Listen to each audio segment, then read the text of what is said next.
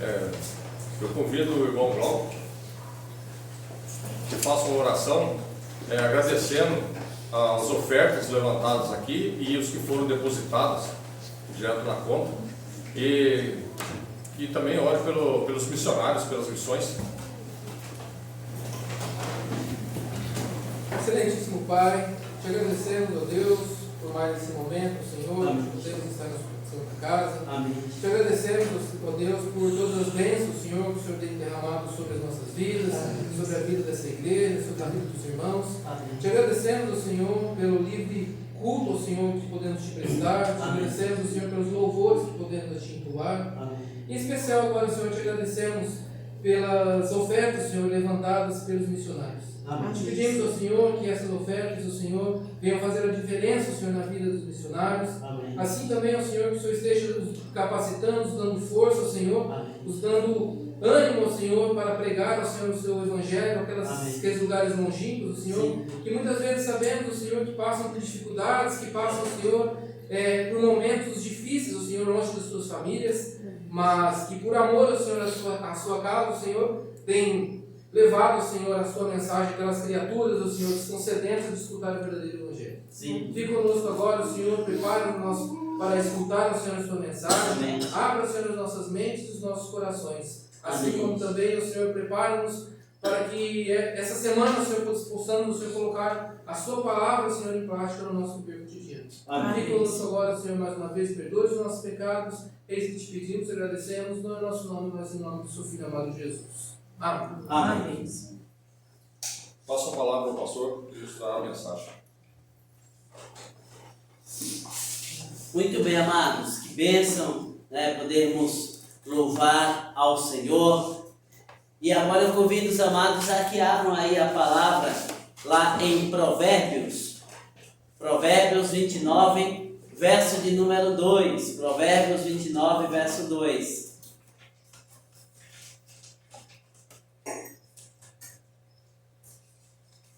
Que diz assim: quando se multiplicam os justos, o povo se alegra. Quando, porém, domina o perverso, o povo suspira. Tem um ditado popular que diz que uma andorinha só não faz verão. É interessante que algumas pessoas utilizam este adágio para referir-se às eleições. O meu voto não faz diferença. Afinal de contas, são mais de 150 milhões de eleitores. Imagine se o meu voto fará alguma diferença.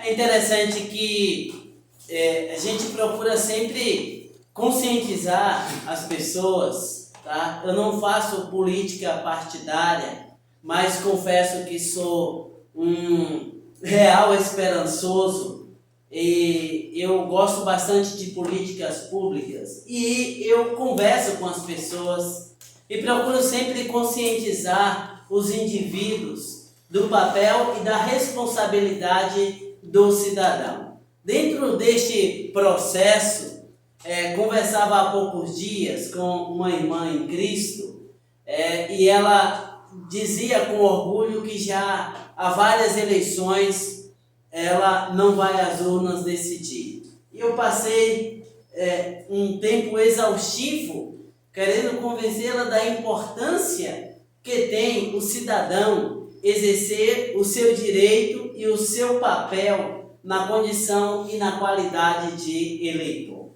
O fato, queridos, é que todos nós gostaríamos de morar na cidade e no país de um candidato.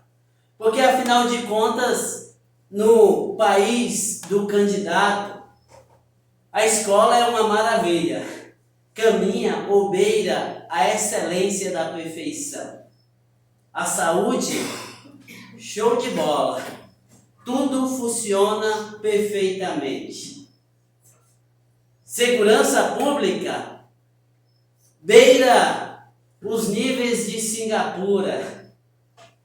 Um caso de vez e nunca no meio de 1 milhão.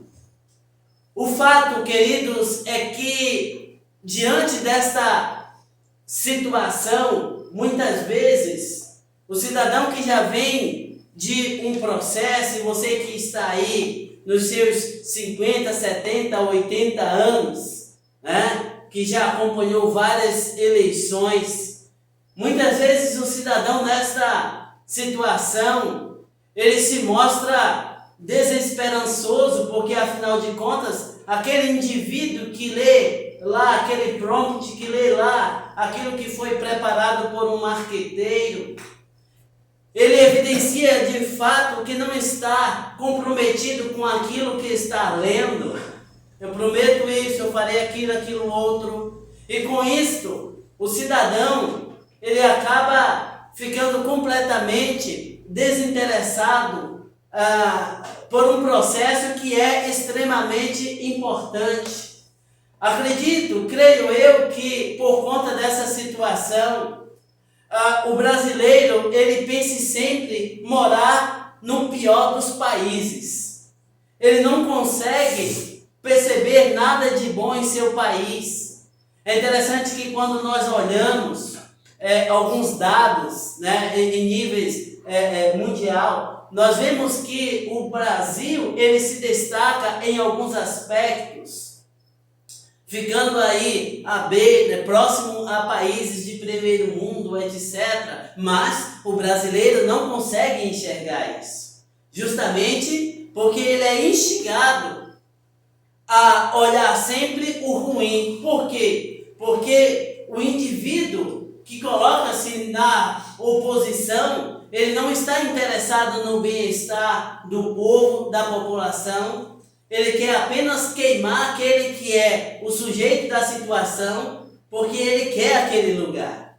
Então ele sempre enfatizará os aspectos negativos, os aspectos ruins. Entretanto, é nessa perspectiva que eu particularmente penso que nós, na condição e na qualidade de cidadãos que somos, que nós não podemos mergulhar em paixão político-partidária, mas que nós precisamos, na condição de cidadãos que somos, olharmos para o nosso país, para a nossa nação e buscarmos sempre o nosso melhor para nós e para o nosso povo. Nós precisamos, sim, amar a nossa nação, o nosso lugar, o nosso país. Sim, dentro dessa perspectiva, nós precisamos falar e pensar de uma forma apaixonada pela nossa nação, pelo país tropical abençoado por Deus, como diz lá a canção.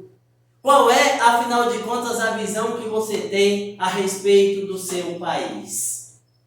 Como você vê o seu Brasil? É interessante, amados, nós observarmos que estamos à beira de uma eleição onde nós teremos a oportunidade de mudar o executivo e também parte do legislativo. Lembrando sempre que estes indivíduos tomam lá as suas decisões e às vezes não necessariamente pensando no povo, pensando na nação. O fato é que isso tem um reflexo direto sobre a nossa vida. E aí, nós precisamos sempre entender que, sim, nós somos um cidadão do reino, mas também nós temos um RG. Logo, se nós temos a responsabilidade de dobrar os nossos joelhos para orar em favor da nossa nação, para orar em favor das autoridades constituídas, conforme nos é ordenado pela palavra, nós temos que também entender que na condição de cidadãos que tem um RG, que tem um título que nós precisamos ir às urnas, sim, e isso deve ser reflexo de ponderações a respeito daqueles a quem nós daremos o nosso voto. E aí você precisa pensar assim: O sujeito já esteve lá, o que fez? Foi bom? Foi ruim? Foi favorável à população? Ah não, nunca esteve lá, mas quem é o indivíduo? E aí, é interessante, queridos, porque nós precisamos pensar da seguinte forma. Você lembra para quem você votou na última vez para deputado federal? Você lembra quem foi o indivíduo para quem você deu o seu voto para deputado estadual? Você lembra qual foi um dos 2 senadores que você elegeu lá, ou pelo menos para quem você votou na última eleição? É interessante, queridos, nós entendermos da importância de nós acompanharmos este processo, porque só fazendo este acompanhamento nós conseguiremos de fato exercer o nosso papel na condição de cidadão. Se nós queremos de fato ter um país melhor, isso é possível, por que não? O nosso país tem uma potencialidade muito grande. Agora, o que nós precisamos na condição e na qualidade de brasileiros? Nós precisamos despertar para a realidade de que nós temos sim um papel e nós temos uma responsabilidade. É sua responsabilidade ir às urnas no próximo dia 2. É sua responsabilidade saber para quem você dará um voto de confiança na próxima eleição. É o seu papel e sua responsabilidade acompanhar este processo para saber se de fato o indivíduo está fazendo jus ao voto de confiança que você deu, para que, eventualmente, em uma outra oportunidade, quando o indivíduo que abandonou tudo aquilo com que se comprometeu, quando ele voltar com a cara limpa, dizendo, eu vou mudar a sua vida, você deve dizer, vai mudar a vida de outro. Queridos, isso é coisa séria e nós precisamos despertar para isso. E aí, a palavra nos diz aqui de uma forma muito clara que quando pessoas justas estão com o poder da decisão na mão, isso tem um reflexo positivo sobre a vida dos liderados. Mas quando indivíduos mentirosos, quando indivíduos atrapalhados estão com o poder de decisão, serão movidos por uma visão umbigocêntrica, serão movidos por uma visão egoísta e não estarão nem aí para o povo. O fato é que nós precisamos despertar para a realidade de que nós temos o dever e a responsabilidade de nos interessarmos por questões que são importantes e que são relevantes para a vida da nossa nação. Eu discordo e reprovo completamente quando um crente, um conhecedor da palavra, abre a boca para dizer assim, os políticos são todos ladrões. Não. O que a palavra manda é você orar pelas autoridades constituídas. A forma como Deus lidará com esses indivíduos, aí é outro fator. Aí é outro fator. Mas o seu papel e a sua responsabilidade é dizer, Senhor, tem misericórdia daquela vida. Muda aquela perspectiva para que isso traga reflexos positivos sobre a nossa nação.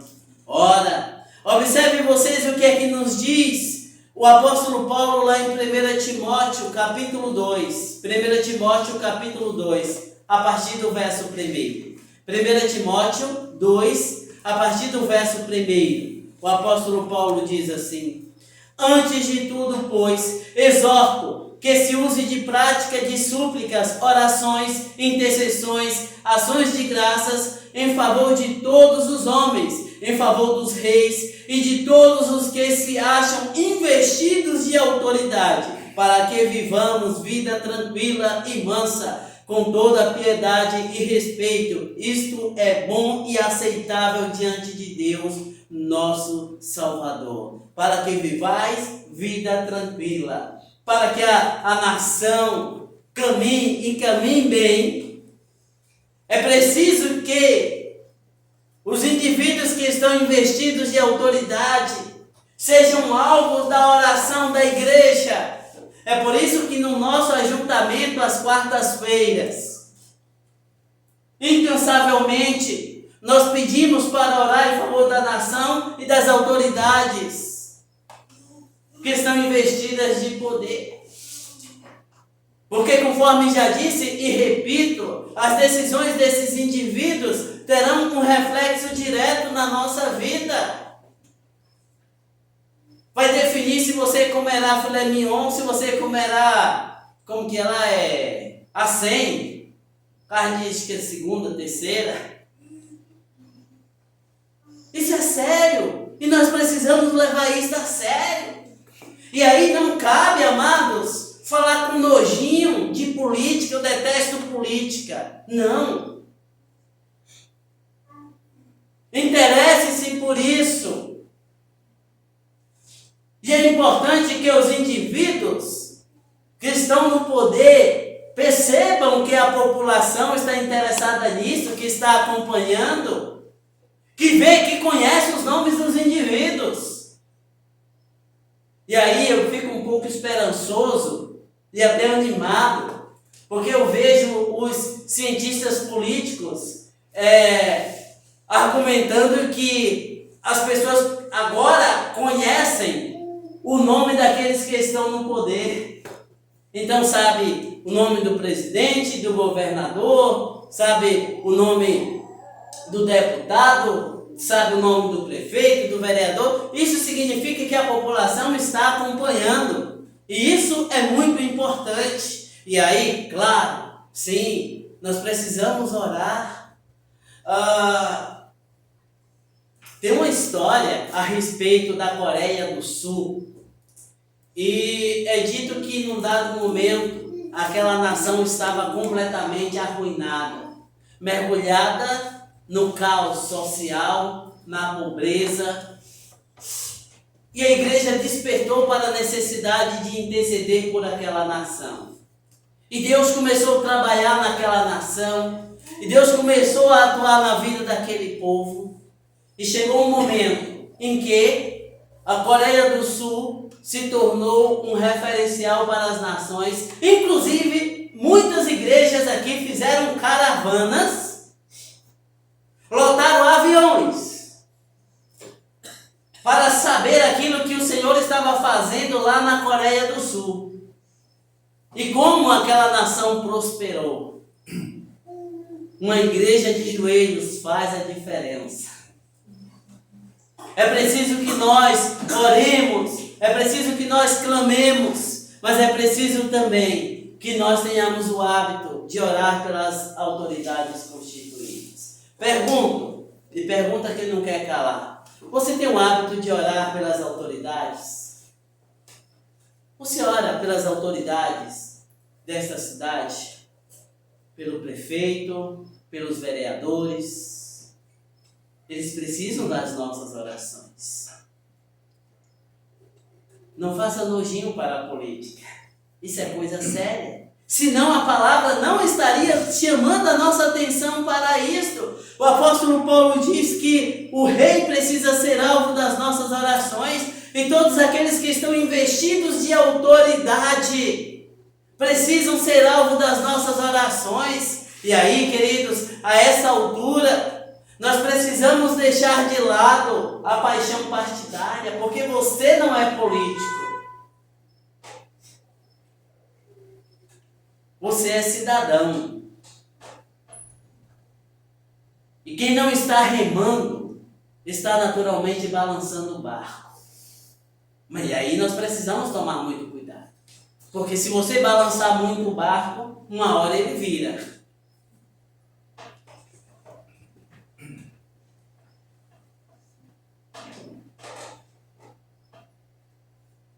Portanto, temos como grande desafio rogar ao Senhor para que sejam levantados homens e mulheres, pessoas que estejam de fato interessados no bem-estar da nossa nação.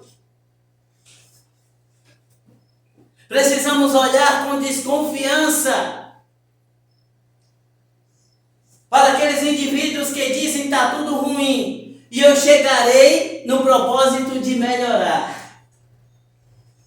Olhe com desconfiança para isto. Olhe com desconfiança para isto. Acione o turbo da desconfiança. Avalie e decida. E aí, claro, me permitam dizer que não adianta deixar para indignar-se depois das eleições. E também não adianta querer dar uma de Pilatos e lavar as mãos e dizer assim, ainda bem que eu não votei. O que é isso? Dentro de um país democrático, e a gente usa até com uma certa reserva essa palavra que ela está tão desgastada, a decisão da maioria tem um reflexo sobre a vida de todos. Portanto, a responsabilidade é exatamente de todos. Portanto, o momento de decidir é agora. O momento de parar e avaliar é agora. E aí, as autoridades constituídas, sejam aquelas que estão na situação ou aqueles que estão tentando entrar, precisam perceber que a população está alerta, que a população está observando. Precisamos parar de pensar que o nosso país não tem jeito. Precisamos parar de pensar que somos os piores e que entra um, sai outro e que muda o caranguejo, mas a lama é a mesma. Precisamos mudar a nossa perspectiva, porque a partir do momento que o cidadão muda a sua perspectiva, as suas atitudes serão outras. E aqueles que subirem ao poder entenderão que a nação está observando. E terão muito mais responsabilidade e compromisso com o povo. Amados irmãos, amada igreja, nós precisamos estar alerta para esta situação. Sim.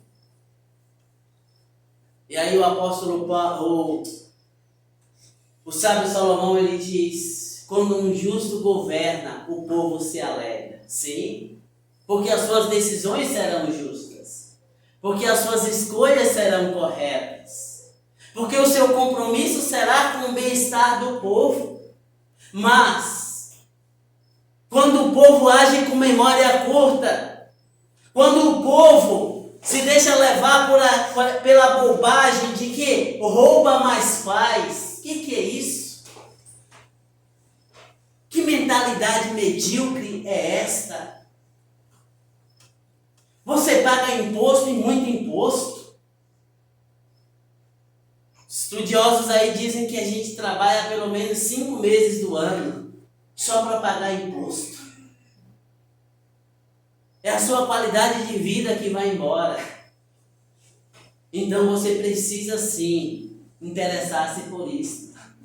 É a sua vida que está em jogo. É a qualidade de vida da sua família que está em jogo.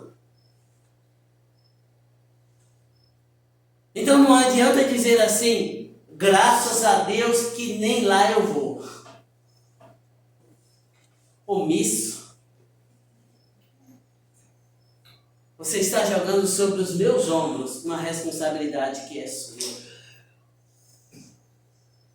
Tome você a sua decisão. Não lance sobre os meus ombros. Política é coisa séria e diz respeito a você. Lembra do ditado? Religião, política e futebol não se discute. Discute sim.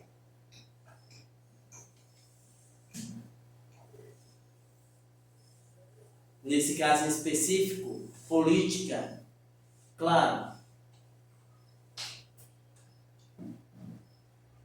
Eu faço essa afirmação com uma certa ressalva e cuidado, para que você não vá para embates, tá? Não vá para embates com ninguém. Aliás, eu particularmente não tenho compartilhado nem postado nada sobre política nas redes sociais. Eu particularmente tomei essa decisão.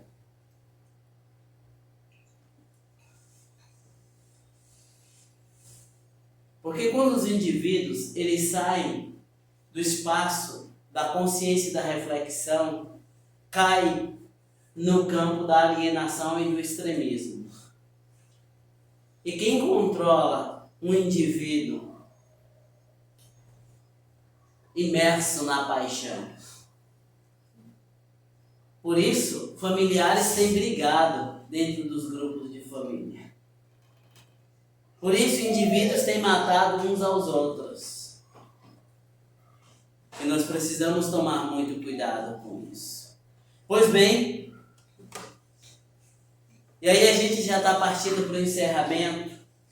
E aí eu digo o seguinte: você já buscou a biografia daquele para quem você quer eleger para presidente? Você já foi lá dar uma buscada? Quem será o seu candidato a deputado federal? Você já foi lá dar uma avaliada? Deputado estadual, governador, tudo isso é muito importante. Tudo isso é muito importante. Ah, não tem ninguém bom. Ah, então escolha o menos pior. Já está lá no lucro. Mas faça, mas não deixe de ir. Ah, vou anular meu voto. Não faça isso. Ah, vou votar em branco. Não faça isso. Ajude o seu país dentro daquilo que você acha que é o melhor para a sua nação. Nós podemos avançar e podemos ir longe, mas nós precisamos nos conscientizar de que política é coisa importante e diz respeito a nós e a nossa vida. É fato que tem pessoas que a prática vai para um lado e o discurso para outro. E aí você precisa estar atento para isso. E alguns até tentam ganhar o seu voto por meio do pânico, por meio do medo. Você já tentou acuar um gato? Já viu como o gato reage quando ele se sente pressionado? Vira um tigre. Vai num corredor e tenta pressionar um gato para você ver o que acontece. Capaz dele voar no teu pescoço. E assim o indivíduo, esses que querem ir ao poder, ficam tentando impor o pânico, o medo, e aí é hora de você parar e refletir com bastante serenidade, porque isso é coisa séria, é coisa solene. Pense nisso. Pense na importância que tem ir às urnas e colocar lá o seu voto. Faz a diferença. Se uma andorinha só não faz verão, um eleitor com o seu voto, ele pode fazer a grande diferença.